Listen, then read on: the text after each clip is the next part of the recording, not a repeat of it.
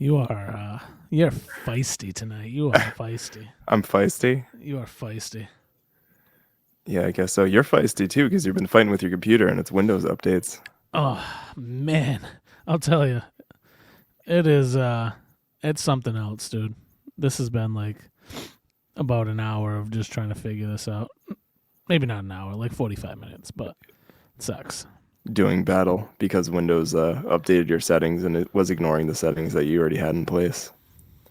Typical Windows. I don't know what the deal is. but this is all we can afford around here. Yeah. So we're going to work with what we got. Yeah. Oh, man. Hi, I'm Nick. And I'm Josh. And this is the PUDS Podcast.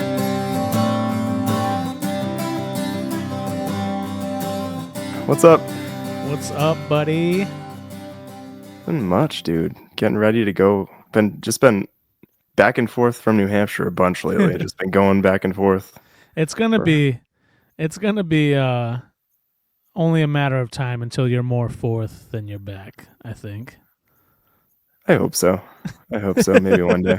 Love to get a place up there. I don't think I could ever convince the powers that be to move there permanently, but yeah, actually had the pleasure of joining a bunch of really nice folks for an overnight. That was last epic, Friday, dude. I didn't even know about this. That was I think it's slipped my mind just because we've been just the holidays and everything else. We had talked about it beforehand. Mike had actually sort of reached out and organized it, and I believe Peter too kind of does a lot of the organization on that side. But they did a great job. But yeah, I stayed overnight this past Friday, which was the 10th, January 10th, at Zealand Hut with a fun crew, and we went out and bagged Zealand that day. I should say that the crew split off. We actually all sort of went up to the hut and then went over to Z Cliff, and three of us went over to Zealand Hut, and one person ended up sort of bailing, and then Jake and I ended up going out and bagging Zealand, which I needed for my winter. And Jake got it for, I guess, technically his trail rights probably, or maybe his grid if he starts sort of doing that thing. So we had fun, and then the next day, I think Peter sort of led the charge on this one, but we actually bushwhacked to South Hale, which is a New Hampshire 100 highest peak. Haven't really done much legitimate bushwhacking. It was definitely a thing. I think it took us about 2.5 hours to go up and down 0.6 miles to find the summit canister, pushing through some like thick spruce and stuff. And we pretty much went back over Hale, back to the road and stuff. And then I ended up having Monday off, so I got up and did South and Middle Carter. Sort of a big loop, so on a 19-mile brook again. But like I've said on previous episodes, I'll probably wait to stack these up a little bit in light of going to New Hampshire again this weekend and doing some hiking. Probably our next episode will just be a general recap of sort of those hikes, and I'll run through the statistics and all that fun stuff and get a little bit more in depth on what we did, and also what it's like staying in an AMC hut in the winter, which I hadn't done before. And actually I've never stayed in an AMC hut any time of year, so it was cool, and I was very appreciative of some advice as far as what gear to get, because it went down to 23 degrees in the bunk room overnight, which is pretty nippy. Damn, but dude. it was a blast. I had a ton of fun, and the weather Monday was really nice for hiking as well, and it puts me at 42 out of 48 for the winter. So plugging away. And so many questions I want to ask, so many things I want to talk to you about for that, but I'll save that. We'll save them. And I'm headed up tomorrow night again. I'm going to work a little bit on Friday morning, basically a half day. And I think we're going to do some skiing, and then probably hike Saturday, and maybe family hike Sunday, and catch some ice castles and do some other fun stuff too. So I'm pumped. You going to Loon?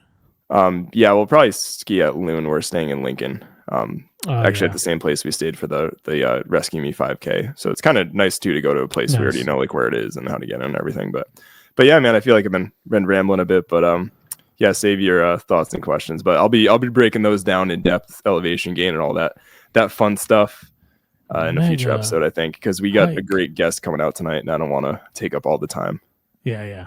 With my air. The time. Yeah. We don't want you talking on this podcast. We want the guest to talk. That's what we want.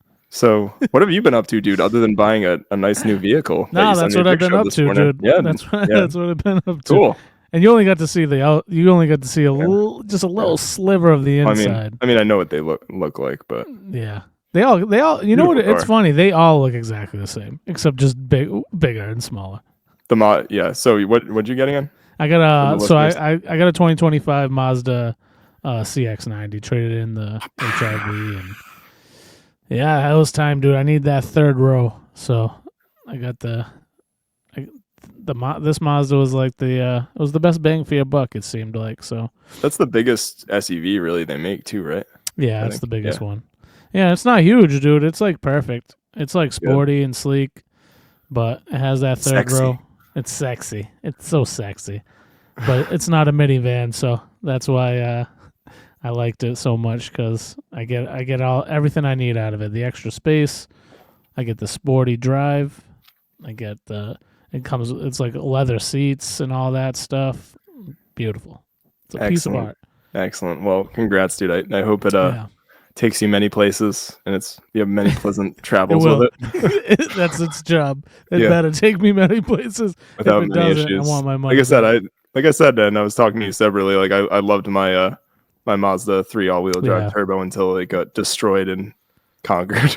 Yeah, I feel Really? like when you think about cars, like I don't think Mazda's ever been like a car that's ever like been crossed my mind. But I had some coworker had this same car, and I just saw it, and I'm like, oh, that's exactly what I'm looking for. They're really nice. I feel like you get a really good bang for your buck. Yeah. They kind of punch above their weight class, and with Mazda too, it's not like a lot of car brands have like Toyota, Lexus, Honda.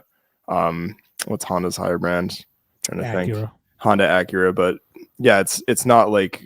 It's just its own. Yeah, it's just its own thing. Like they don't have a quote unquote sort of luxury brand above the base level. So I think you get really good bang for your buck. And I know like even like when I bought my Mazda 3 turbo, like I mean they're literally looking to compete with like an Audi A3. Like that's like what they're trying to do. Kind of that level, or like a VW GTI or something like that. So I mean you get a lot of really good like you were saying, like heated seats and all that in them for I think really a really good value price. Oh yeah. Mazda, sponsor the podcast. Please sponsor the pod. Yeah, but no, I like Mazdas. Yeah, but no, we just got the base model, and like I said, it's all leather. It's got all the infotainment system, the big whatever it is, 12-inch display screen, and all the gadgets and gizmos and all that stuff, and all the horsepower, the towing capacity, and all that stuff, and all-wheel drive. So it was like, and you sit in it, and it just feels like you're sitting in a BMW. And I'm like, all right, yeah, like this is solid, and it's worth the money. So, yeah, so I'll be whipping that bad boy around from now on. Excellent. I went and played some basketball last week, dude, for the first time in probably at least a year or so. And boy, let me tell you, your boy still got it. First of all, I didn't doubt. I've seen your hand-eye coordination. Your boy still got it, but I was sore and tired. Like not that night, but the next night, I was so sore I couldn't even sleep, dude. Wow. I played one-on-one with my buddy Jake for like 2 hours. It was wild. That's awesome. Yeah. I just imagine you getting home in the driveway and not being able to get out. You're like, that was so fun. You're like, crack, snap. Man, that's awesome, dude. Melissa, bring the basketball's not something easy to play. I mean, it's not. I feel like some sports where, as you get older, they're kind of a little bit more manageable. Like I feel like basketball really, like you're running up and down the court, and it's funny, man. Me and Melissa were talking about this. Like, she was like, I think it's easier to dribble a ball in soccer than it is in basketball, and I'm like, I don't think there's any way that's true. Like, but I don't know. Easier to dribble a ball in basketball and soccer. I never played basketball that much, so I can't talk. I still feel like it's harder to dribble a soccer ball really well, though, especially people that are really good at it. Like I was fully a brute force soccer player. Like I would just sprint and try to bust through people. I think she just doesn't realize. My mantra was, how bad do you want to try to take the ball away from me right now? When I was starting to play offense and forward and stuff. Yeah. Do you value your limbs? But exactly. I think she's just downplaying like how elite of a soccer player she was. I was also going to say, don't listen to anything she says, because her hand-eye coordination and just her ability to do any of that stuff is pretty high level. I would say it's most definitely better than average. Yeah, she's pretty good. She's pretty good. So by pretty good, we mean she was a beast. Yeah. She was really good. Championship teams. She was pretty in good her career, but who's counting? Yeah, who's counting? It's not a contest. The irony of you saying that about you guys is just funny. I know. We do get pretty competitive. Yeah. Oh man. Oh gosh. But yeah, man, that was basically it. It's been a lot of fun, and got some stuff planned for this weekend. Nice long weekend coming up, so cool. I'm looking forward to hopefully some nice weather. Hopefully it's not freezing cold. I'd like to go do a hike around here. It looks like this weekend, like I've been watching, it looks like not too bad. I think maybe a couple sprinkles here, but like 40s for a change. But it does look like pretty much Sunday to Monday night it's going to get very cold again next week. So yeah. But hey, it's winter. It is what it is. Yeah, gotta get used to it. And speaking of winter, and before we get in the next music moment, I did want to remind. Segue. Epic. But you have to call it out. Just let it happen. Just let it happen. No, I gotta do it. It's epic. Just let it happen. So we wanted to remind everybody that our friends over at 48 Peaks for Alzheimer's are hosting a nice event coming up. So 48 Peaks is hosting a winter hiking safety event in collaboration with Public Lands in Framingham, Mass. on Saturday, February 8th. This is a perfect opportunity for people who are looking to learn more about winter hiking, what to pack in their pack, and other tips, as well as how to learn how you can get involved in the fight to end Alzheimer's through 48 Peaks. So make sure to follow at 48 Peaks Alz on Instagram. That's 48PEAKSALZ on Instagram for updates. Then I'm sure if you look, I believe like Hiking Buddies is kind of plugging that and a bunch of people around. So it sounds like a great event, and we did want to sort of congratulate Hiking Buddies, it sounds like, on their sort of partnership and what they're doing sort of with the Public Lands down in Framingham. Little grant or little money donated to them from Public Lands. That was pretty cool. Yeah, that was really sick. Did want to shout out to Lynn. Lynn did a great job using your voiceover in that video that they were promoting. It was all of us. It was all of us. Yeah, I mean it was all of us, but I'm like, it was just the way she did everything. It was really cool. I didn't know she created that video. That was really awesome. I'm fairly certain. Yeah. Thank you, Lynn. Yeah, that was awesome. And we did want to remind everybody too, with last episode, that the Lincoln 100 is coming up tomorrow night. So our friends Nick and Andrew will be running that for Mission Clean Water in honor of Chris Roma. And if you do want to go over there and donate to the cause, you can do so over at missioncleanwater.org/Lincoln100. Sure, they'd much appreciate the donations, and hopefully let them hit their goal. And also, if you're in the area, I know they're saying it's a big help too if you want to like kind of go over, like run a lap with them, or kind of just send them some support messages or anything like that. I think they're pretty receptive to all that. So best of luck to you guys. I know they're going to crush it. And I think that's all we got for updates. So you got anything before we head into next music moment? No, man, let's do it. All right, man, let's do it.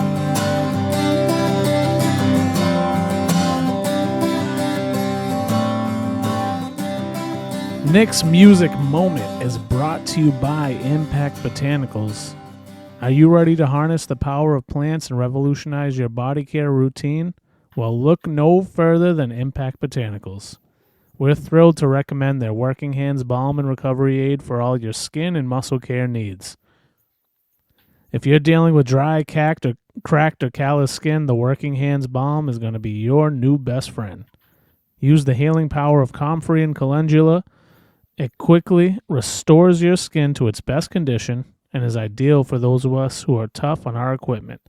Definitely can use that right now because do you see any cracks on these hands, Josh? No cracks on those hands. I've been using my hand repair balm. I need to order some because my hands are taking a pounding. My face is taking a pounding too. But that's not all. For those sore muscles and joints after a strenuous day, I needed this last week.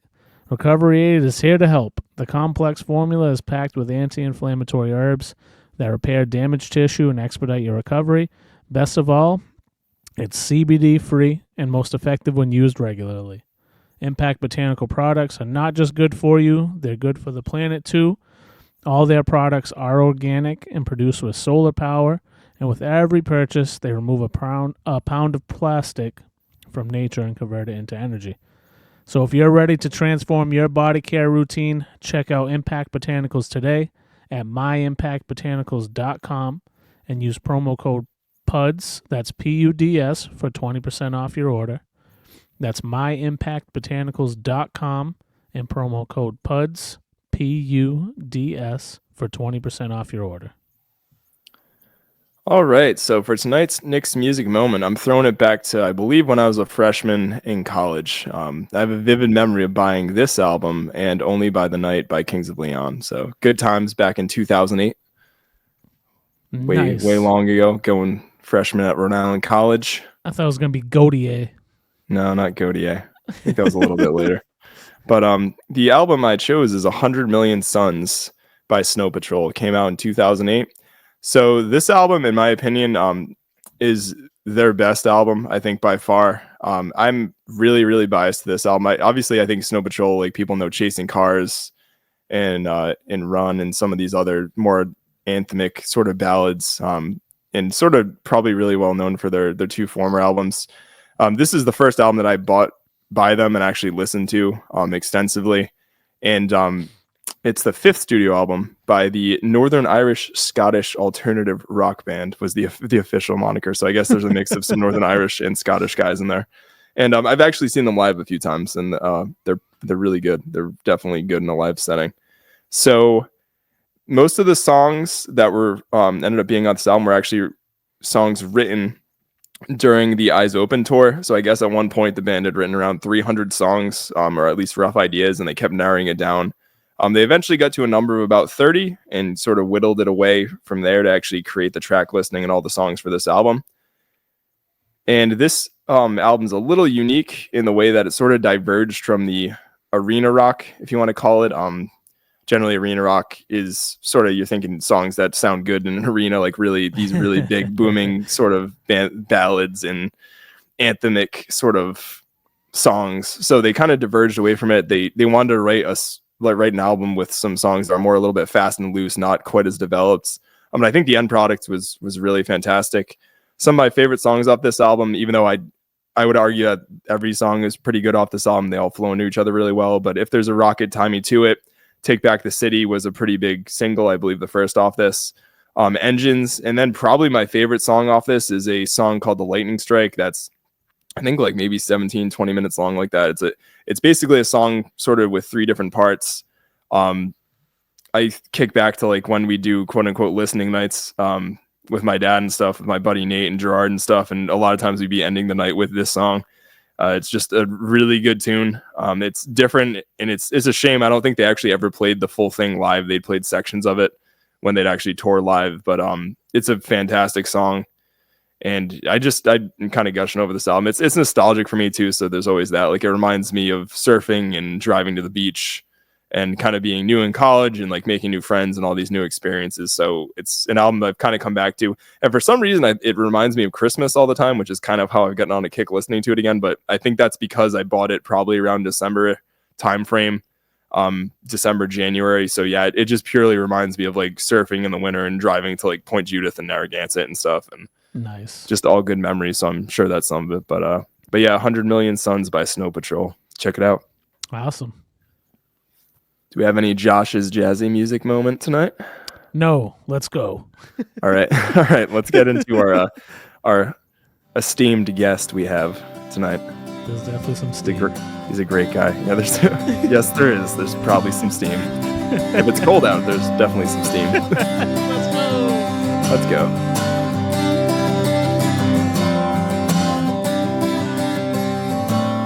Alrighty, so tonight, very happy to welcome Mr. Dave Shits-in-the-Woods to the podcast.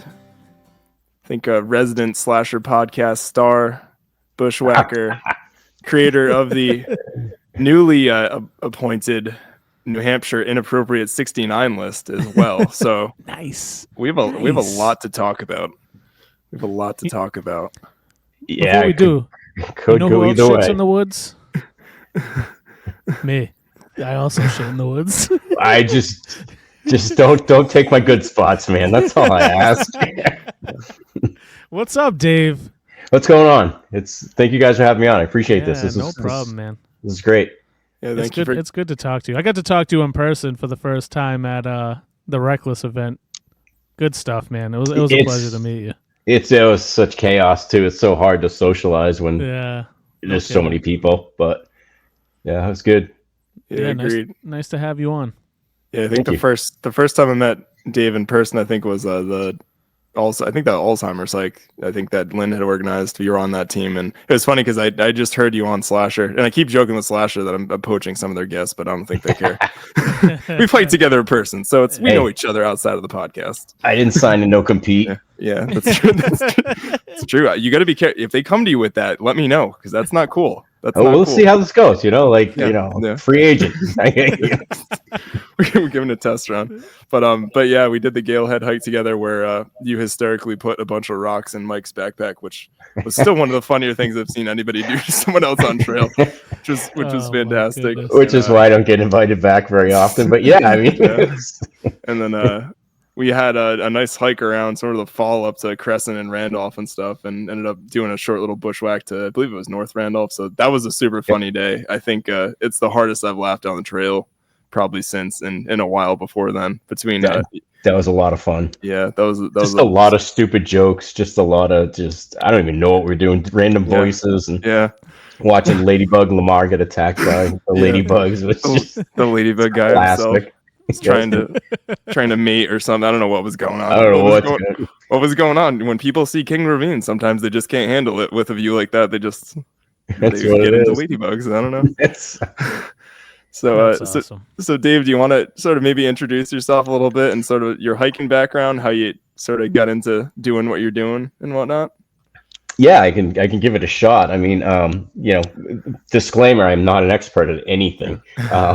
I know what I know because I've screwed it up before, basically is how I roll. But I'll just run down the basics. Is like as a kid, I was introduced to hiking as we did like the annual trip up Mount Monadnock. And because we camped out in that area. So basically every year we would climb an Monadnock, we'd pile in the van. We're talking the 70s here. That's in the 1900s, kids.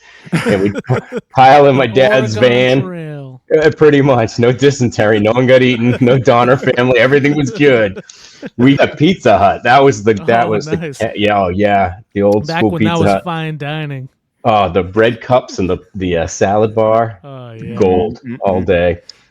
But we pile in the van, 15, 20 of us, no seatbelts, lawn chairs. We'd go there, we'd hit it, we'd go up to State Park, we'd all complain, and then we'd have a view. It was awesome. We'd go back and we'd just go nuts on Pizza Hut. And we did it every year. It was awesome. That's awesome. Cool. Then we'd hit Mount Watatic, which is out in Ashburnham. Okay. It's a small little one off Route 119. And that was, a half-day hike, but it was, to us, we were hiking.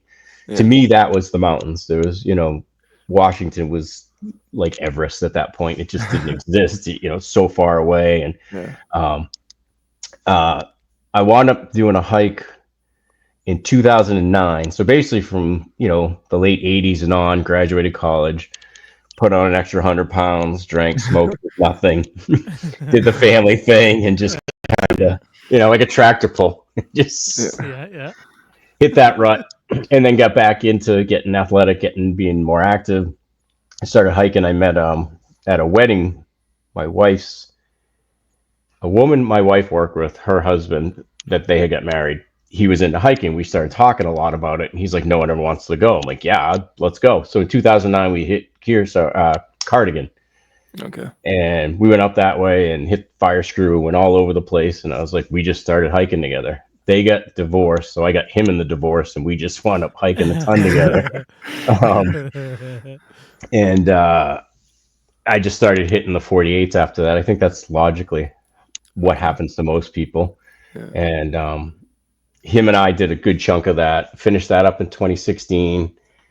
Then we did the Sunapee Greenway in 2020. Then he came down with, he was afflicted with marriage. so a second camera. I introduced him. I suck. I just, what I mean? I just look, a grenade. Oh, a pin. Whoops.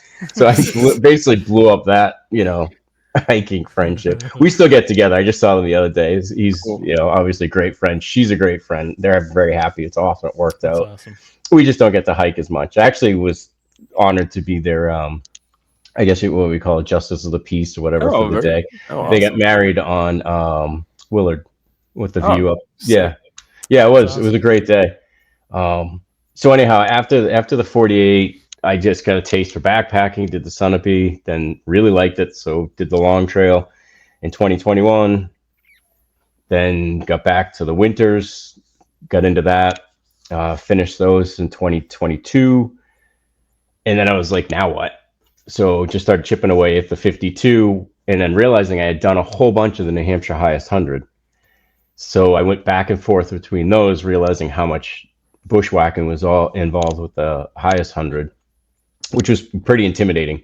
Yeah. When all you do is you're on trail, and all of a sudden it's like, there's the summit. You're like, well, how do you get to it? And like, however you want. You're like, what? I don't understand. I'm not a bright man. I mean, where do you go? I don't get it. Like, But which way do I go?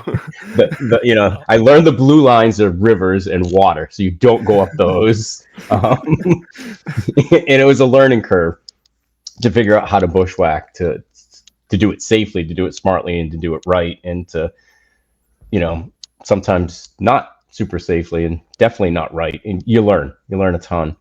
And that's when I started chipping away at those and finished those up last year. And just chipping away at different lists, 500s, the 67s, whatever.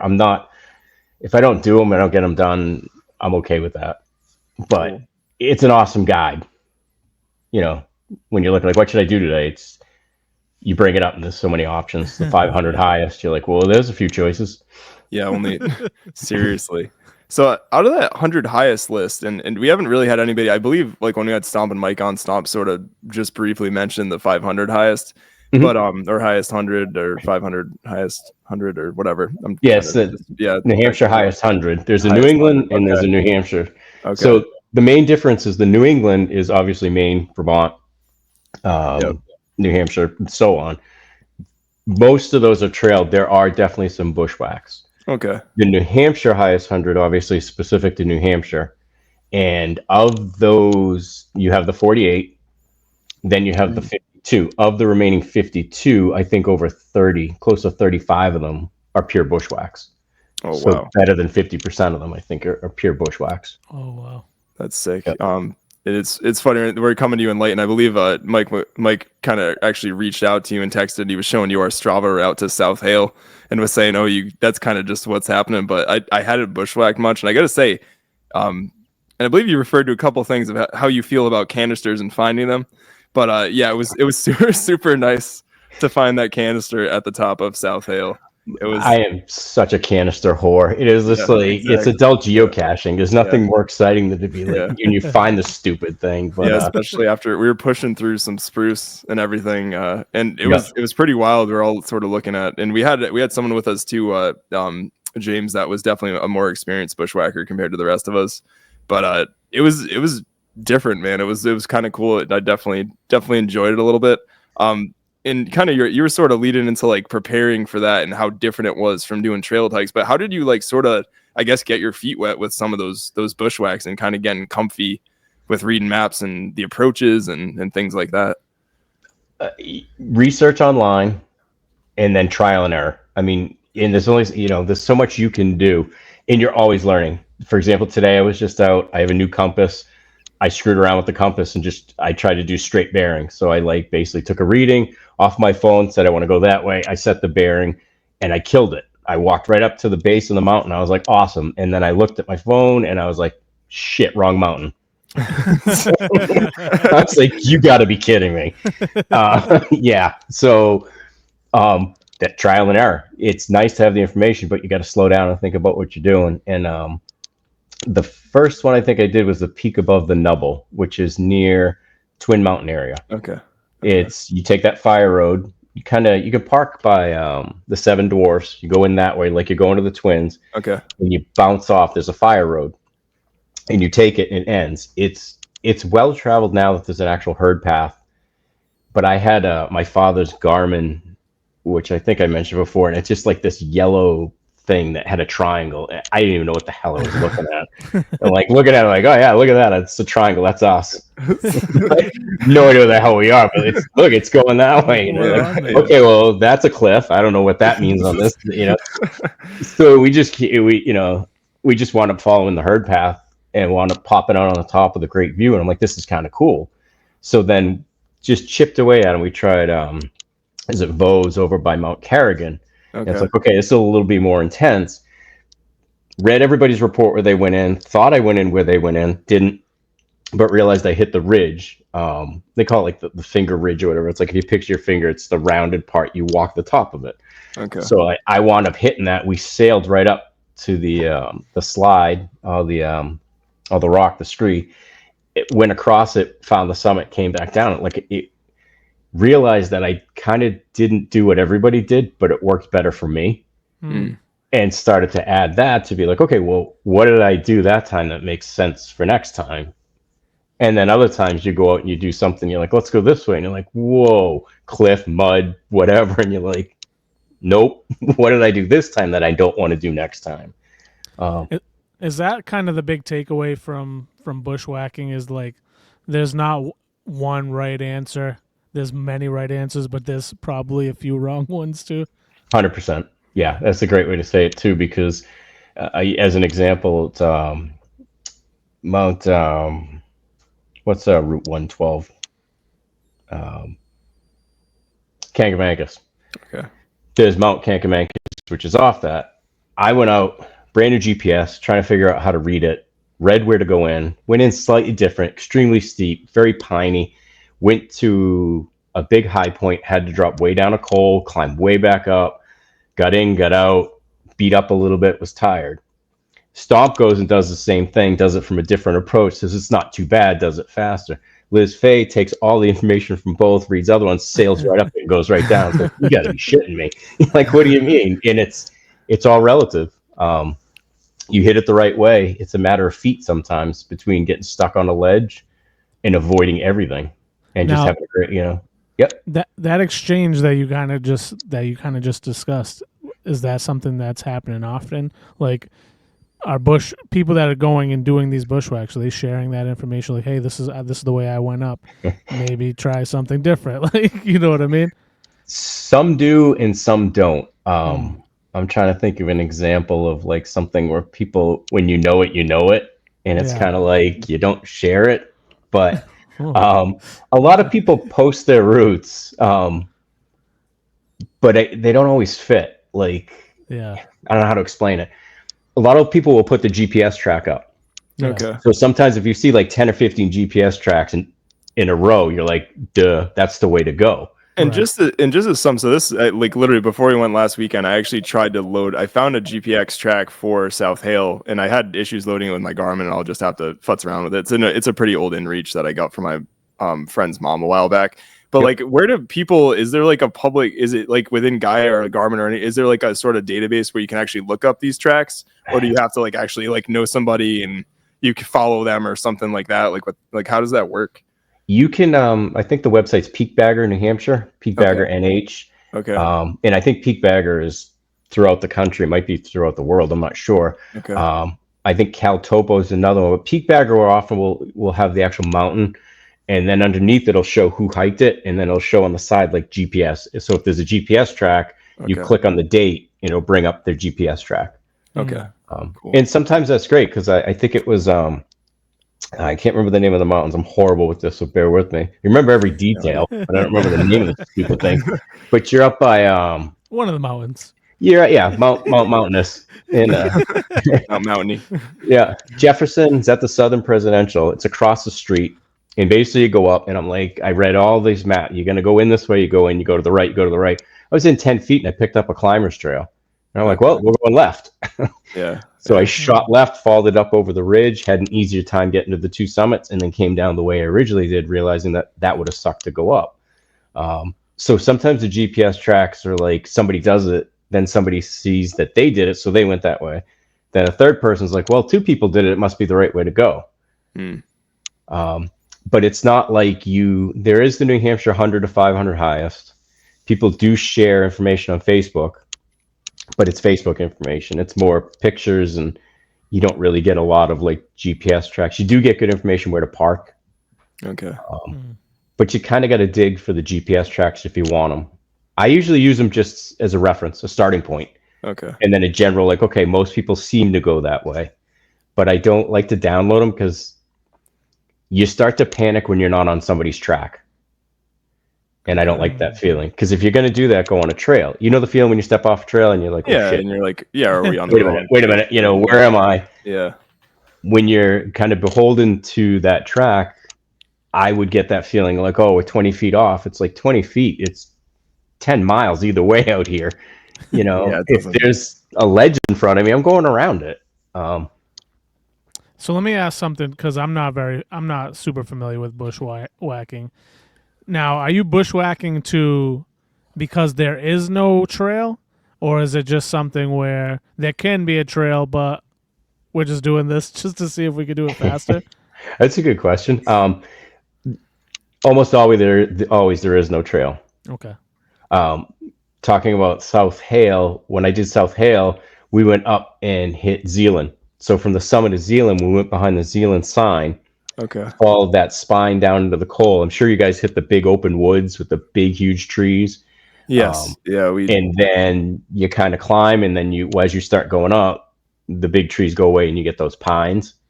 Yeah.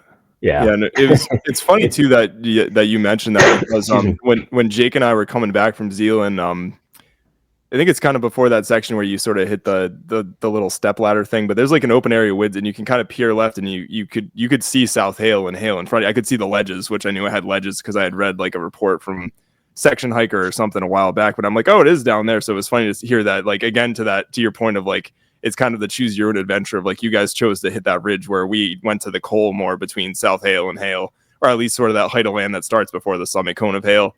And then we kind of came back, we swung back sort of south on that like northeast sort of ridge coming off it. Because you guys went up was it the Lendahan or the Lendahan? Yeah, so Lendahan. Because the goal was we were supposed to go up, touch the summit of Zealand, come down, cut over, hit South Hale, drop back to Lendahan, hit Hale, and pick up the other car. Yeah. When we were just about towards South Hale, my friend Josh and his new wife said, "Oh shit, we left the keys in your truck." So we need to go back up to Zealand. When we got to Lendahan, it was like, you guys go to Hale and I'll go get the truck with your keys in it. Yeah, that's a bummer. But on the way to South Hale, we found a full moose skull, which was really sick, like ribs and everything. And yeah, it was pretty wild. That's epic. But that, it's there's so many different approaches. That's what it comes down to. And you're right. You know where things that you want to avoid are, and you hope that you can. Very cool. The big thing I'm taking away from this is don't do it unless you're prepared to do it. Yeah, 100%. Yeah. And that was one of the things. What's different about bushwhacking is your planning, how you plan and what you bring. Right. Everyone always asks me if I happen to pop out on a trail. They're like, oh, did you stay out last night? It's like, no, I'm just old and my parts have all expired. And if I go, I'm going big. Something's going to be major. And I just need to be ready, because the rescue is not going to be like, hey, I'm on this trail. It's going to be like, you're where? Like, okay. Yeah. How the hell do you end up there, kind of deal? This out. Okay. Yeah. So can we touch on that for a bit? What are you bringing? How are you preparing to go out and do a bushwhack? So as far as what do I pack maybe like what's different probably than like, I'd say like the typical New Hampshire day hiker might have in their pack kind of deal. I'd say pretty much everything most people have. Like, I wrap everything inside my bag is in a plastic bag. Okay. And then I bring extra plastic bags. So if my socks get nasty or if I get soaked and I got to change down, I take it off and it goes in a plastic bag. So not everything else in the bag gets soaked. Smart. Because the thing is, as you know, if you were out in the winter, you're basically going through a car wash all day. I learned that firsthand, and putting everything in a plastic. I mean, I had a change of clothes that I wore like to sleep at night and trash bag and stuff. But I 100% would do that again, because we all had shells on, but I was still, my hands especially were just soaked, and Luckily, it wasn't as cold on Saturday as like say Friday. I think it almost would have been a no-go if it was Friday, because it would just, I don't know how you push through that if it's like 15 degrees or like 10 degrees like that or something. I mean, I don't know if it makes it better because you're not melting as much, but going through those spruce with just powder falling on you is like, it's rough. I have the gloves that are on a string, so when they hang down, and I run extremely hot, so a lot of times I'll take them off. And the lesson learned early was, if you take them off, I hold them with the fingers up. Even if they're not on, because as I'm hitting trees when they were down, they're just filling with snow. Oh, yeah. So then I put them in. I'm like, oh, crap, my hands are freezing. But I bring the gloves, extra mittens, everything stays up. You try to keep something in between. You always keep your hood up if you can, because the problem isn't necessarily your 10 to 15 degree days, you're good because not everything melts until it goes down your back.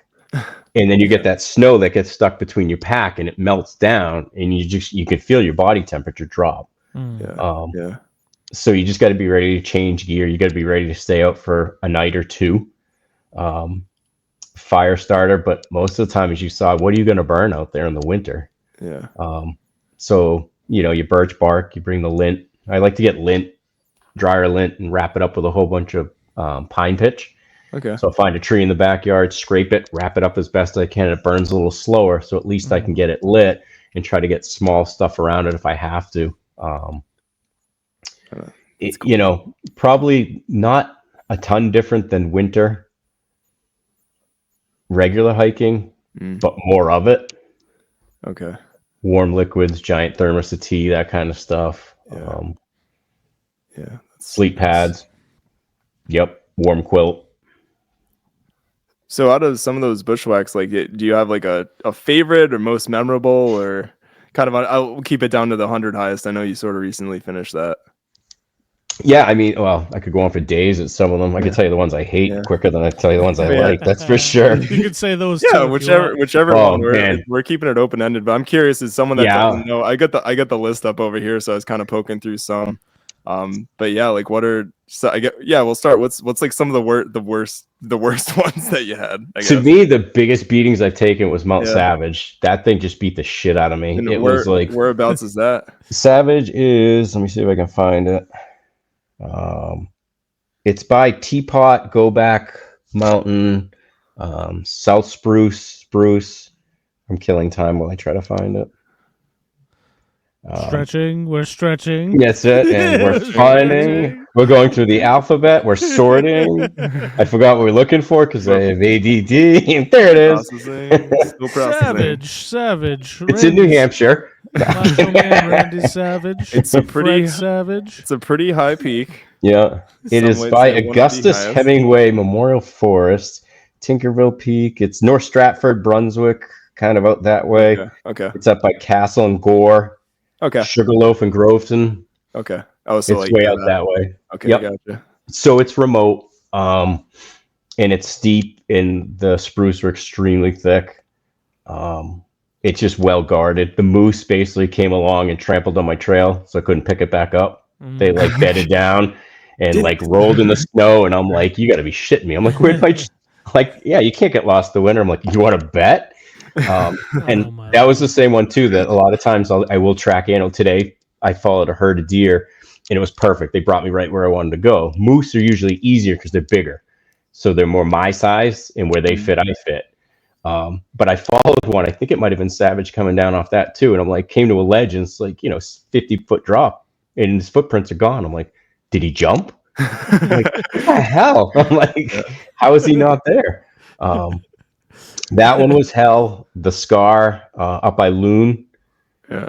There's a couple of those. I tried doing those the long way. Those are absolutely miserable. Here's a funny one: is Bemis. Bemis is an old fire warden trail, and if you take it, it's heading up towards Nancy Pond area. Okay. Yeah. So you cross the brook, and you basically cross the brook. You go in, and they tell you to take a right. You can't miss it. Sure, I missed it. There's that like old kiln area. If you've ever been out to Nancy. I have not. I know the area. I have not made it out to Nancy Pond yet, or like Mount Nancy. Nancy, I recommend, is a good one too, because it's not a bushwhack. It is a herd path. It's steep. The Norcross Pond, Nancy, and there's a little spot if you want to do an overnight. There's a little camping area. It's gorgeous right on the pond. Moose will come down once in a while. It is really nice. But I was like, all right, I'm going to do Bemis. I got to that kiln. I'm like, I can't find this damn Warden's trail. So I just went straight up and I got destroyed. And then I was like, well, I can't find the trail when I got to the top. So I'm like, I'm going back the way I came and got destroyed. Then I went down the trail, maybe not even a tenth of a mile, if that. And it was just like clear as day. Like, oh, you mean the giant road, if you look closely, that you can't miss that wraps around? I'm like, so some people will say that Bemis is like one of the easier. And I'll be like, not my way. And when you say destroyed, do you mean just like ripped apart by spruce and stuff? Branches, steep branches, moss. You get the forearms. So what I wear is different too, as well as what you bring. I wear eye protection. I generally wear a hat. I usually in the summer I'll wear a hat that has something in the back or a neck thing, because all the small pine, the spruce needles, just fall down your shirt all day and drive you insane. Boots, long pants, like I said, that kind of stuff. It's just different ways to get water is important too, because there's not a lot of brooks once you get out that way. A lot of swamps, but if you pump water, it's good. Those are the hell ones. As far as great ones, there's some nice ones out there. Let's see. The Stub Hills are really nice. They're way up north. We're talking like Pittsburgh sort of north, like Yep, right by Dixville Notch. Okay, not far from there, and Unknown Pond Peak is actually kind of cool. It's right behind the Unknown Pond campsite. Okay, that's beautiful. It's all ferns. It goes straight up. That one's really nice. Mount Wolf is hell. Did that twice in the winter, and I won't do that again. I just recently did the Wolf Cub, and it is equally as much of an ass as its parent.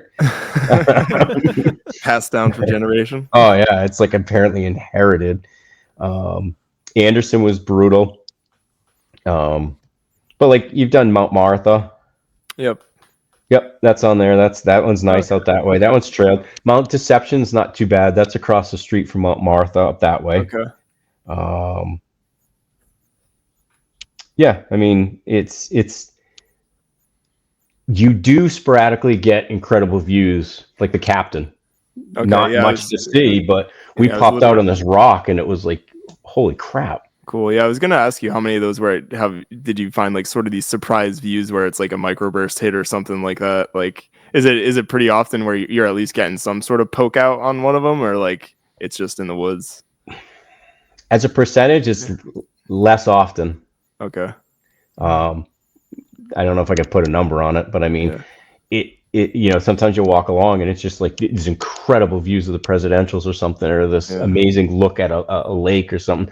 And at other times you're just like, well, these are nice trees all day. Let's go back down. Like Anderson and Lowell, you go up and you go down.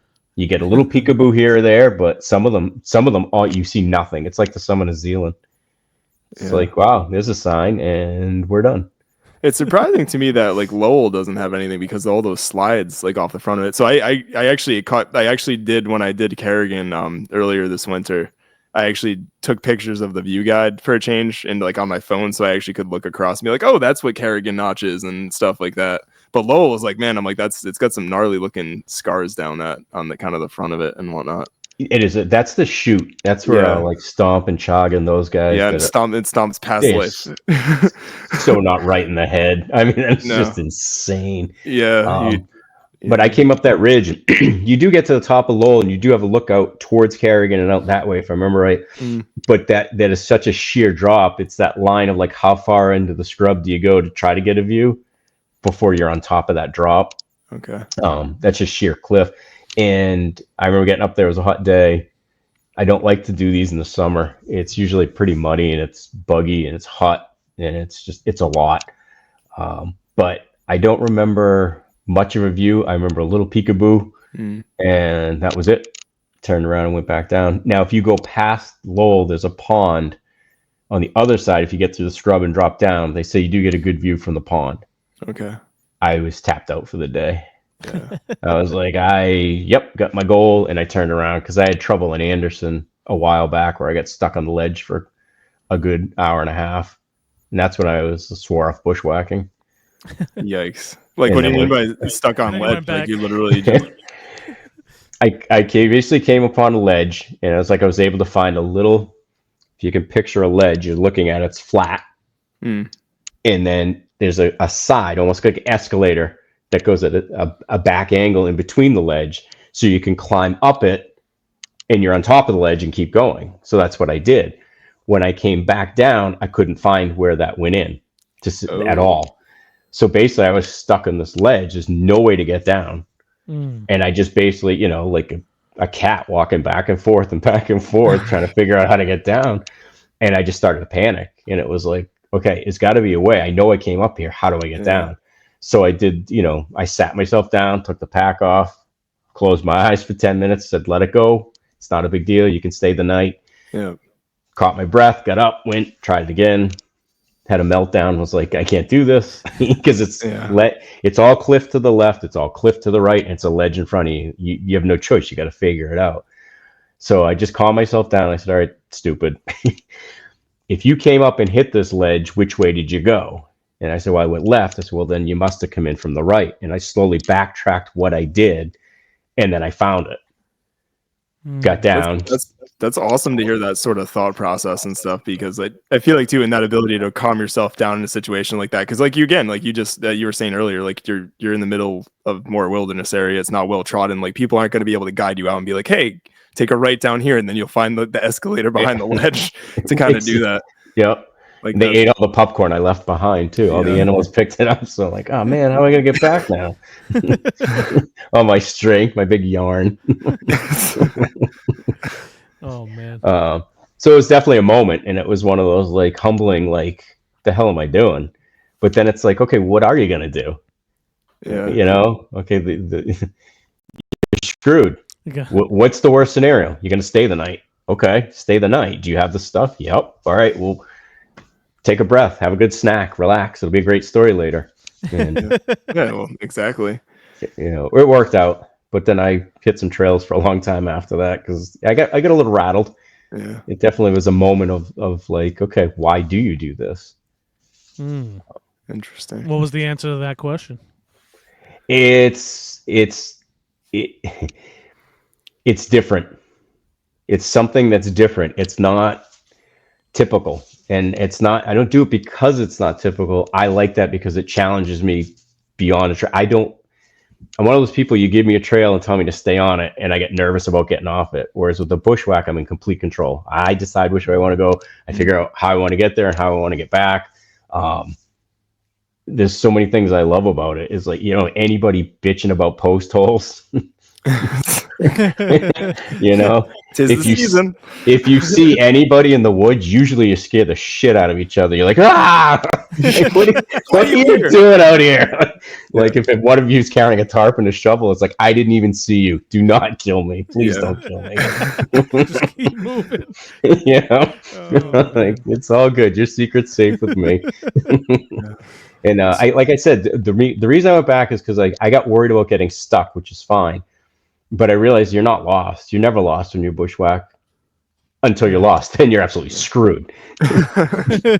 But you're never really lost. I mean, you're always in that realm of like, okay, well, how do you get back to where you were? It's the same thing you can apply to life, day-to-day basis. You get a shitty project at work. Like, what do I do? Or you're stuck with something. Like, well, you figure it out. Because that's what you do. Yeah. And sometimes, like you said before, it takes backtracking to get back to the point where you felt comfortable. 100%. Yeah. A do over. Let's start from the beginning. Go ahead. I was gonna say too, and you can call me on this too if this is wrong, Dave. But I think part of the reason, and it's been pointed out to me before too, but I've never actually gone ahead and looked at it. But most topographical maps you're looking at are in 100-foot gradients. So you think of like if you have an 80-foot cliff and it's rising back up again, like that's not another 100-foot drop. So that's not something you're gonna see necessarily on a topographic map. No. We just went through this. They do have I can't remember what it's called. Let's see if I can look it up real quick. They do have like basically hypersensitive topographical maps, And there is a setting, like if you do use Garmin, like I use the InReach, but I use the Garmin app on my phone, plus I use the hard case. The hard case does the 100-foot increments. But if you look, there is a layer that's called the USGS quadrangle. I know that's a lot, right? Sounds fancy. It's really fancy. And what it is basically like a hypersensitive topographical map. It shows the line in like really fine increments. That being said, when we did the Lost Pass recently, we are all plodding along like we are in the flats. This is great. And we came upon that 60, 75-foot cliff. And we were like, what the hell is this? This isn't here. Yeah. This was not in the brochure at all. Yeah. I'm like, no, this is bullshit. You can't do that. Yeah. You can't do that. And, not to be the cheesy guy who wears the shirt to the concert, but the PUDS, they just don't show up on the map like as much, and it does take a long time for me. You see the lines, like lines mean up. They don't always mean up. So you'll be plowing ahead thinking like, oh, we're at this elevation. And then I see these lines, I got to go that way. And all of a sudden you're dropping. You're like, wait a minute. Oh, crap. They go down. But yeah, you're right. You'll get those 60, 70, 80-foot drops out of nowhere. And you're like, no fair. No, like this looks like a ridge line. It goes up. Right? Like the lines aren't even close together. You can't do that. Like it should be some kind of sticker. But that's why they do have shading, which I think you said use Gaia. So I've gotten InReach and I'm kind of getting more familiar with I should say I need to get a lot more familiar with sort of just the InReach app and stuff like that. So that's kind of my only firsthand experience using any sort of technology like that. Okay. But I'm not familiar with what shading is. There's different ones. They do have lead shading. They have other shade like the InReach will have like grayish areas. Dark gray is bad. Okay. The Gaia will have it in more as like black, red, purple. The darker it is, like if it's dark red, almost. Yeah. And that's when we picked it up on, again, I can't remember off the top of my head, the one near Jefferson. We were starting to went up. And as we're going, we're heading towards this massive black spot. And my brain's like, it's got to be a climber's trail because I bet that's a climbing wall. And it was. And that's why it was so steep. And I was like, we did it. And I was like, well, crap, now how do we get up it? I'm like, yeah. But most climbing walls have an escape route. Yeah. So they have a way down by foot. So we were able to find that and go the opposite way and go over the top of it. But there's nothing more intimidating than being in a circle of like reds and purples and being like, don't go left, don't go right. Where do I go? Yeah. You kind of jog my memory too a little bit. And I know you're like very much into New Hampshire history and sort of why things are named different ways. And when I did Carrigan, and funny, it's like we had done it back, I think in 2019 in the summer. I didn't notice any of the buildings from like, I believe Livermore, like off Sawyer River Road and stuff. I noticed them a lot in the winter, but it did get me thinking, I guess sort of a twofold question. Like I guess what's sort of maybe the most interesting sort of thing you found going out bushwhacking and like maybe unexpected. And number two, maybe even like Livermore, but is there like one of those towns that's like a really cool spot that you've come across, like those old abandoned kind of towns? Yeah, definitely. What's really cool about like the Livermores, and there's a couple Livermores. One was like an old grist mill or a grinding mill. Okay. I'll explain that too. Yeah, I mean, there's a ton of that kind of stuff out there, and a lot of it you can see it. Like when you go back out that way, because I was listening to your last episode when you were talking about that. When you look, usually like newer white birch is where ground's been disturbed. Okay, interesting. So, and then smaller saplings are usually when they log, they'll stay in that road. So if you can pick up saplings or small spruce that are really small, it's an old logging cut, you can have an easier way to bushwhack. Okay. When you get to Livermore in the spring or summer, take a look across the road. What's really cool about that is a lot of those trees aren't natural. There's a lot of apple trees. There's cherry trees that just don't belong. And if you really look, it jumps out at you. And that's one of those things that the more and more you get out, you start to realize like, okay, yeah, flat's not always better because in the spring water will run down. You get more growth, you get thick pine, you get marsh. And you start to learn like, hey, wait a minute, that tree's not normal. But if that's a birch, maybe there's a glade. So you start to guide yourself more that way. So the land and all that stuff, it sounds so like noble. Like the land will always tell you the way. The bounty of the land shall guide you. My Irish ancestors told me that, what am I doing out here, you idiots? But no, it is really neat though that you're kind of in a way you're learning to see how humans have affected the landscape and also how water and affects and literally how it contributes to the forests and how they grow and why they grow the way they do. Like that's really cool. And that area in particular, if you follow Livermore up, there is an entire logging camp out in that woods. If you go out through Carrigan, you can bounce off it and you'll see logging cuts as you're going towards the back way up Carrigan. There's a full logging cut that goes across. You could pick up and take that in the woods forever. It's how I got to Lowell, but you could just keep following it. You'll find all kinds of old logging equipment and barrels. And I've been finding old cars lately. I found a 1970 Scout International just out in the woods, and then more recently I found like a 1930s or the old gangster cars with the split window in the front, like with the Tommy guns hanging out the window. That stuff's pretty wild. I like finding a lot of that. If you go up by, let's see, East Pond Loop, I think it is, Tripoli Road. Okay. If you're going up East Pond, have you ever done that? No, I have not. Okay.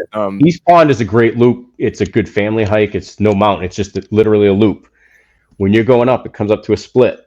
And then the split by East Pond, right where that junction is, there used to be an old mill right behind it. It's they used to drag the bottom of East Pond, take it down and take the diatomaceous earth. I think I've told this story a million times. It's my grandfather's story. Like when I was young, my diatomaceous earth. They used to say, you kids don't even know what that means. We had a word a day calendar when I was your age. Diatomaceous 3rd of January. So basically it was a logging baron's kid that did this, and they think he was trying to make better paper. But the fun part of the story is it's still there. Like the foundation's still out there. And you can go out there. If you go behind it, the logging roads they're not even logging roads, they're carriage roads and cuts. They go all the way to Woodstock if you follow them. Wow. From Tripoli Road. And if you go down Tripoli Road a little further, if you've been up that way where you can't, the little check-in booth? Mm-hmm. Yeah, I've driven through a couple times on that side. Just past that check-in booth, there's like the first campsite on the right. There's a fire road that has a gate across it. Okay. If you go down that road, there's a small cemetery. And then if you keep going down the road there's a giant I don't know if it's still there. I can't imagine anybody took it. It's like a gigantic grinding wheel that's still up on its stone foundation because they used to divert the water, so they would like a grist mill and they would grind it up. It was still out there. I have some of these pictures. I don't make this up. I swear. I'm not making it up. We have to have you send some of these for the post for this thing. So yeah, I mean, those are some of the cooler things you find. The moose bones, tons of animals. Sometimes the deer will pop up, the moose will pop up, bear tracks, those kind of things. Every now and then you come across stuff like clothing and you're like, what the hell? That's super concerning because it's like, okay, did somebody get in trouble and get hypothermic and just gear down? Am I gonna find the body next? Tarps are the scariest thing in the world to me. You find a tarp, you're like, oh shit. I do not want to know what's under that. Did it blow out here? How the hell did it get out here? That's more of the 500s. Most of the hundreds are pretty remote. Like you don't get a lot of that. You get a lot of Mylar balloons, which is weird. I will say doing the pilots, which is like pilot Pliny Range pilots. Yep. Okay. That cuts through because they did the pilots and then dropped down into like Unknown Pond and the Horn and all that. I think it was the middle pilot. You pop out and there's this little road. I'm like, oh, cool, that's wild. And then there's this full cabin with like a sliding glass door. What on earth? Yeah, that's exactly what I said. And I was like, I'm waiting for the banjos. I'm waiting to get hit in the head with a shovel. Like, is someone watching me? Yeah, it's like, where's the moonshine stills? Like, you ain't from around here, is you? No. Exactly. And I'm like, what? Like, I didn't read anything about this. And then I was like, I should go check it out. I'm like, you should get the hell out of here. I'm like, how with that guy? That's funny. I saw Lord of the Rings. I'll run. Yep. Nick was saying that you invented your own list. Let's talk a little bit about that. Yeah, it's one of my prouder moments in life is I am and I always will be a 12-year-old boy mentally. That's Yeah, where man, I'm I'm with you. I'm with you, brother. because I start reading some of these names and I'm like giggling, like it's like that's funny, pee pee poo poo, and Titty and then I caca. was pretty bingo. They don't have that one around here though. I did look. But I was like, there's so many of these names that are funny. It's like, it'd be funny to have a list, like an actual list that somebody could do with a patch. And I was like, oh, it's so mature. And then I was hiking with Liz Faye. I do a lot of hiking with Liz. And I just threw out, I said, there are a lot of funny names. She's like, yeah. And we started going back and forth about the different names. I said, yeah, if there was a list. She's like, that'd be awesome. I'm like, yes, all right, good. And I was like, well, how many peaks should it have? And she's like, well, 69, stupid. I'm like, yeah, I know, right? Like, of course. It would be crazy if somebody made 69. Why would we pick another number? The inappropriate 68. Like, I don't get it. What I would love is it like future, like, is there a website or anything for There is an Instagram page and a Facebook page. It's like New Hampshire Inappropriate 69 hiking list, I think is the Facebook. Nice. And I think it's NHHH on Instagram. But I would love if you had some sort of detailed, like, how like the 4,000 footers has like, this is how we pick these peaks with like this sort of prominence and this whatever. Like, it'd be great if you had like a well thought out, well written out thing where you're like vehemently defending why there's 69 of these things and there's no more or no less. It is That's exactly right. 69, and like even if you add additional peaks to it, it's still gonna stay at 69. It's like funny. the MC list, like you can't deviate. You laugh. It's because I do have to take some off because probably it's going to be private property or whatever. I'm learning as I go because, you pick them by name. Not all of them, you can get to. Yeah. And I'm chipping away at some of them. But yeah, some of them you may or may not do. But yeah, the magic number is 69 because I had some people say, what about this one? And some of them like, that's kind of offensive, man. I'm like, I don't even repeat that. But I'm like, it is inappropriate. So man up. You got, inappropriate means inappropriate. Yeah. It's not about your feelings here. That's hilarious. Has anybody finished the list? No, there was, I want to say he's a younger guy. I should look him up, give him a plug. Shouldn't say plug and 69 in the same sentence. But gonna plug that first 69. There's somebody that's matching my energy on this podcast.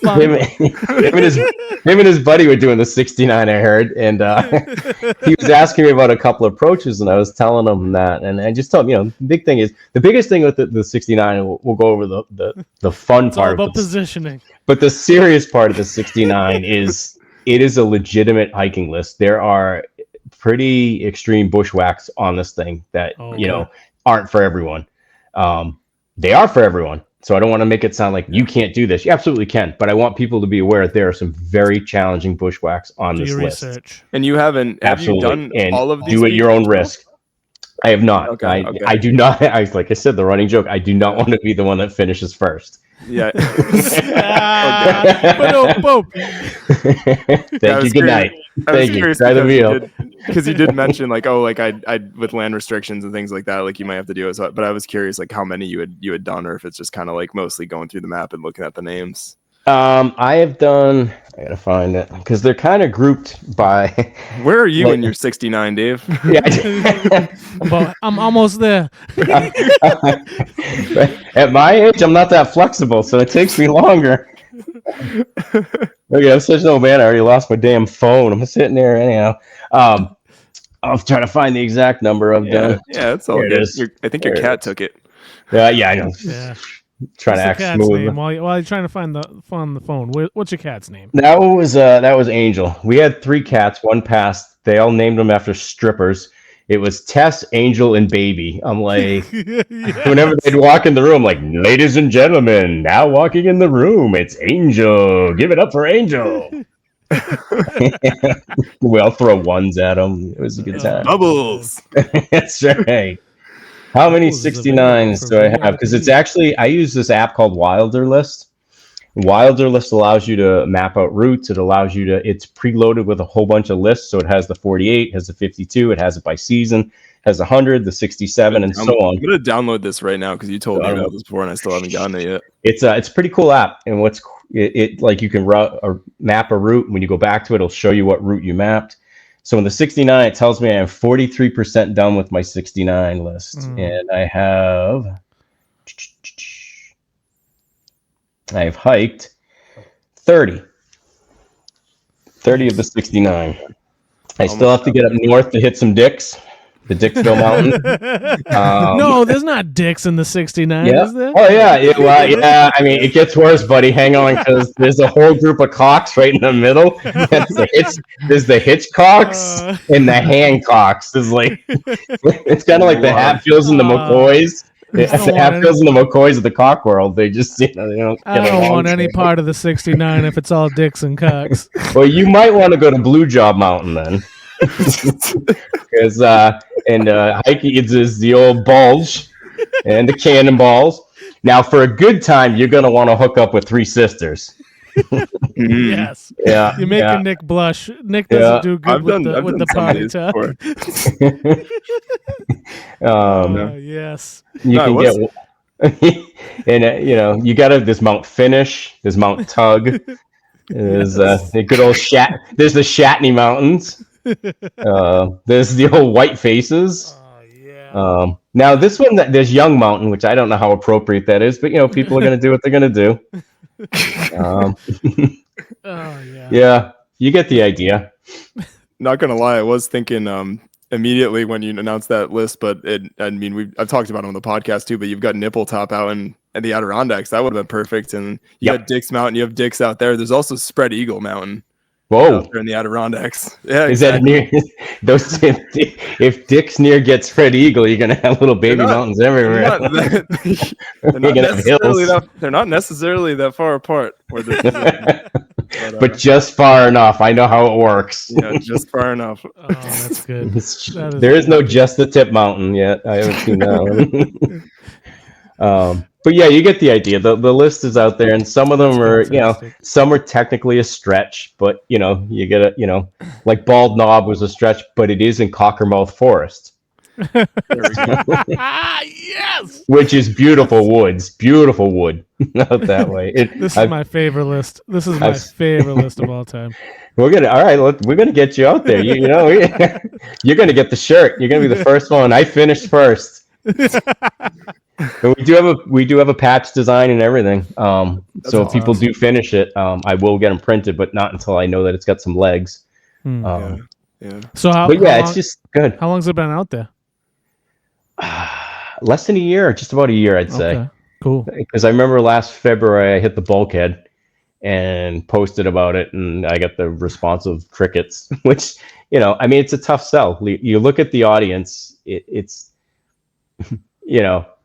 how many people are like, yeah, I'm going to proudly go after this list? Yeah, I think it might be surprised. I mean, some of the people that we hike with, I feel like mostly would go for that. Which is why we're friends. Which is exactly why we get along. But, there's a lot of people down in parking lots that you run into that just are, let's just say, uptight. That might not be as comfortable or find the humor in it, and that's fine. It takes all walks of life to make life walk, but it's just meant to be fun. It's meant to be dumb, but at the same time, it is a legit. If you've completed this list, you've done some good hiking, some serious hiking. Awesome. You've earned it. Yeah. Because just the Hancocks alone, those most of them are bushwhacks and they're tough. Yeah. The Hitchcocks rather. Do I have it right? Yeah, the Hitchcocks. Tag the Instagram and the Facebook page in the show notes. Yeah, we'll definitely share this out. Yeah, feel free. Appreciate it. Yeah, it's like one of those I don't know if I want to sell it or I don't know if I want to be tied to it. You are the face of 69. Yeah, that's right. It's better than being the ass of 69, I guess. No. And yes, somehow they always seem to get close to each other. Yes. Let's go.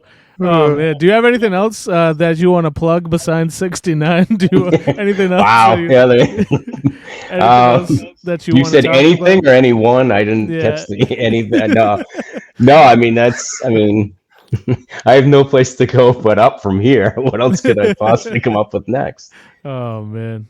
No, it's just a fun thing to do and gives people something to hike. That's awesome, man. Yeah. That's awesome. And a good laugh. That's the main goal. Yeah, we definitely shared a good laugh tonight. Oh, I'll tell you sure. that. Yeah, well, Dave, thanks again for coming on tonight and hopping on. It's great chatting with you about some bushwhacking and about the Inappropriate 69 list. And yeah, I almost want to I really want to go down a rabbit hole of some like abandoned towns and stuff like that. So maybe I'll be poking your brain around that because I know you've seen some of these different things and have some familiarity with the history of a lot of them. So yeah, please do. Like I said, there's a ton of stuff out there, and like I said, I think I threw you guys some teas there about the Willie burial site. You did. I haven't gone down that the rabbit hole as it were. Thank yet, you for but, that. Yeah, thank you Good for luck. that information. That was awesome. There's an easy answer out there. Once you find it, it's Okay. like once I found the source, the answer was right there. Okay. And it was kind of, but it's one of those like you start looking into it, and all of a sudden you realize I couldn't find the answer, and then I got obsessed with it. I would have assumed they were buried there, like flat out. After like, that's what I did, and then I read about it. They have their own burial plot where the whole family's there. I can send you pictures of it obscurely, so you can't even tell where it is. But yeah, it was kind of fun. Yeah, that's interesting. That's I think awesome. people don't realize like some of these towns and logging, how much the landscape in New Hampshire really has changed like fairly. I mean, I think of it like 100 years ago is pretty recent, like how I kind of perceive that. So these towns and things that were abandoned and a lot of these legends, like it wasn't that long ago really that all this happened. It really isn't. It's really, really cool. And they have, there's a lot of logging was such a critical piece, and there's so many camps. It was like such a livelihood, and people were transient. They would come in and log, and they'd live in these camps. And then when the logging was done, that's it. They're just gone. They just leave everything, pack up, head out, and a lot of them would die from disease or whatever. That's one of the trailheads has that the burial plot and the tribute to one of the doctors that went into the logging camp to try to help them back in the day. But anyhow, that's whole, again, rambling stories for another day. Yeah. We'll save that for the history episode. Yeah, right. Yeah. For the mature discussion of the mountains. For the discerning ear. Yes, when I put on my smoking jacket and pipe, and we can talk about the history. We'll delve into it. Love it. Sounds great, man. All right, Thanks Dave. again, Dave. Thank you so much for coming on, buddy. And, thank you guys. Really appreciate it. Yeah, and hopefully catch you on the trails again soon, or in those entertaining group chats where we just make fun of Paul the whole time with ladybugs. Hey, as long as Mike's like, whatever doesn't, focus on me with my fly down, as Mike would say. This is fair. Yeah, we didn't forget, Mike. This is fair. Before we go, where can the people find you? Can they follow you on Instagram and see what you're up to? Yeah, please. Like I said, if there's something out there you got questions on, or you like the pretty pictures or something, it's basically all mountain porn. Yeah. And it's. I just started the Instagram page so my parents could follow me because they're so proud of me when I was doing a through hike. So yeah, it's Dave Shits in the Woods right on Instagram. If that offends you, then just pretend I'm a singer and it's Dave's Hits in the Woods. And I just sing in the woods and everything's great. And we do appreciate the tags and PUDS Podcast too. I've been trying to share out everything I see from you because you always have interesting, and too, like for you listeners, Dave always has like really entertaining write-ups that he does with most of his hikes. I'd say like 90% of the time. So it's like a good, funny read and informative in addition to some good mountain porn, as you said. And I did also want to thank you for using our fan mail link that we sort of have in there as well. I'm not sure if everybody's aware of that in the details. Maybe we should plug it more. But if you have any suggestions, or like Dave was a perfect example, like if you want to shoot us some facts about something we're talking about, like we really appreciate it. So I didn't want to just shout that out quick. But thanks again, Dave, for your time, and hopefully we'll catch you out on the trail soon. You bet. Thank you, guys. Thanks, man.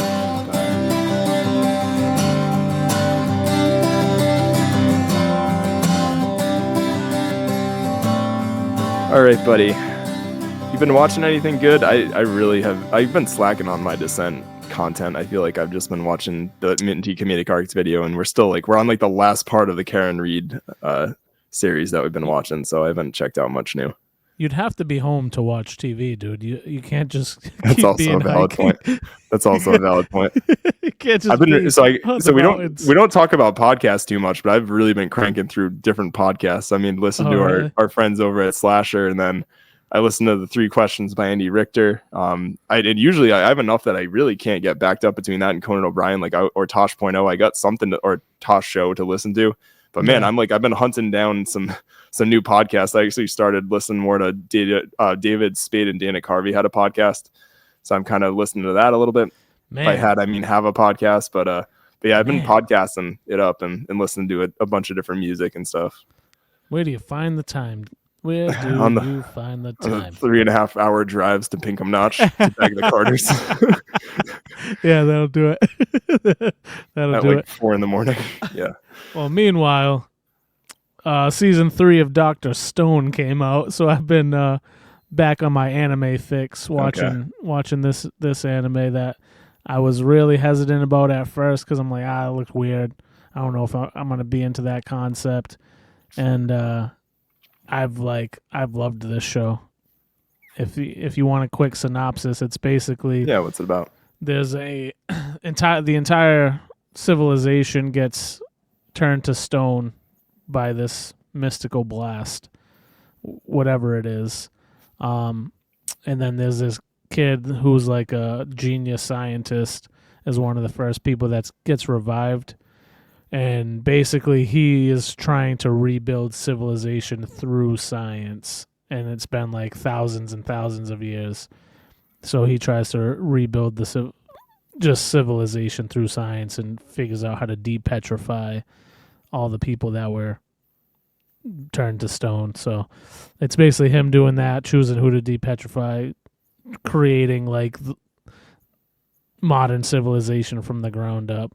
And it's very, very informative and like educational in a way, but it's like very interesting to me. I don't know why, but I love it. Cool. So that's Dr. Stone. You can find that on Netflix. Sponsor the pod. Oh, man. Cool. Yeah, man. But so if you haven't watched anything else, are you ready to get into a hypothetical?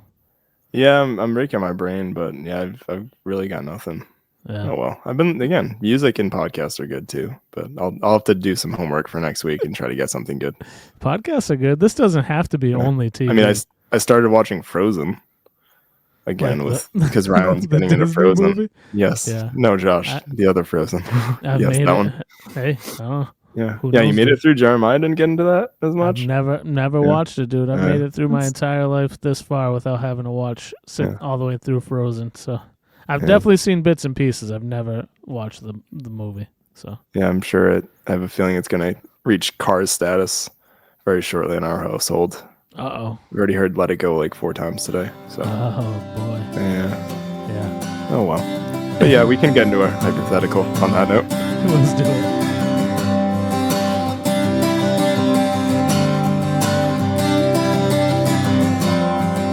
All right. Nick. Josh. You encounter a boulevard filled with homeless people, human waste, and dried blood. Can't even get through reading this. You said you were going to make me blush. There are at least 50 people lying in the street. Men, women, and teenagers. It's the middle of summer, and none of them have bathed in weeks. A few are crackheads. Most are intoxicated. A handful are mentally insane. All are hungry and desperate. Suddenly, you are granted an incredible capability. If you have unprotected intercourse with any one of these individuals, you're making me blush. with any one of these individuals, right then and there, immediately on the sidewalk in public, you will end worldwide homelessness forever. Within 5 years, no one will ever be homeless again, and everyone will know it was because of your selflessness. However, if you elect not to do this, no one will ever know you had this opportunity, and you will not be held accountable for choosing to do nothing. So, Nick, do you do this? You can select the homeless person that you will have sex with. That is such a weird question. How bad? I don't know if I could do it, man. I don't know if I could do that, man. How bad do you want to end homelessness, Nick? How bad? Huh? Stop saying it like that. You want it? That's such a... Man, that's a real. Yeah, I don't think I could do it, man. Especially man. just the blood. Like, what did they say was lined with dry blood and dead bodies or something? Human waste and dried blood. You can do it standing up. You could. I'm aware of that, but I don't know. It feels like it might be kind of challenging to get in the mood, as it were. A few are. Could be a logistical problem. A few are crackheads. Most are intoxicated. A handful are mentally insane. All are hungry and desperate, and haven't bathed in weeks. Josh can't handle it. Oh, You literally can't handle it. What would you do? You gotta take one for the team, dude. You have a chance to end world hunger completely. Yeah. You know what my thought is, all it says is within 5 years no one will ever be homeless again. But how? You know, it's like those genie wishes where it's like you wish for something, but then there's like this added little like caveat. Like, because you contracted the new like worst STD in the world or some disease, and then it spread and killed everybody, and there's no humans left. Exactly. So that's why nobody's homeless anymore. Yeah. That's exactly it, dude. You mixed your juices with the other juices, and next thing you know, I'd like to know I'd like to have a little bit more reassurance, a little bit more detail on this hypothetical before proceeding. All right, what if it's just like somehow magically, like there's a way more, like a better process for homeless people, and like the housing market opens up, and there's just way more affordable housing and like jobs for all these people. You gonna do it? I don't know, man. I don't know. Fun, Nick. Take one for the team. The old stick in the mud. Oh man. You get to take your pick.